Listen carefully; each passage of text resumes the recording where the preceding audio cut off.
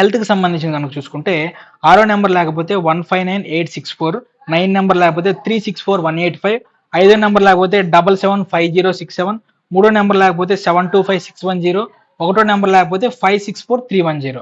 అలాగే 4 డిజిట్స్ గనుక చూసుకుంటేనండి, 3 నంబర్ లేకపోతే 1596, 9 నంబర్ లేకపోతే 8415, 6984, అండ్ ఒకటో నంబర్ లేకపోతే 3691, ఐదో నంబర్ లేకపోతే 1850, అలానే ఆరో నంబర్ లేకపోతే 4749.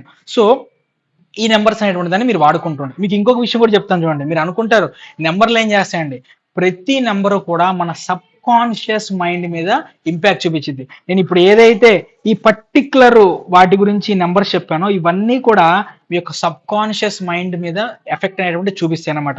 సో మీరు మినిమం దాదాపుగా ఏటీఎం పిన్నులకైనా సరే, లేదంటే గూగుల్ పే పాస్వర్డ్స్ అయినా సరే, మొబైల్ పాస్వర్డ్స్ అయినా సరే, మీరు కనీసం రోజులో 10 సార్లు అయినా సరే ఈ నెంబర్ అనేటువంటిది నొక్కుతా ఉన్నప్పుడు, టైప్ చేస్తున్నప్పుడు ఏమవుతుందంటే మీ సబ్ కాన్షియస్ మైండ్ అనేటువంటిది ఈ నెంబర్స్ని రిజిస్టర్ చేస్తుంది. ఈ నెంబర్ యొక్క ఎనర్జీ అనేటువంటిది ఇక్కడ మీకు ఏదైతే ప్రాబ్లం ఉందో ఆ ప్రాబ్లం అనేటువంటి దాన్ని డౌన్ఫాల్ చేస్తూ మీ యొక్క పాజిటివ్నెస్ అనేటువంటిది పెంచుతూ ఉంటుందండి.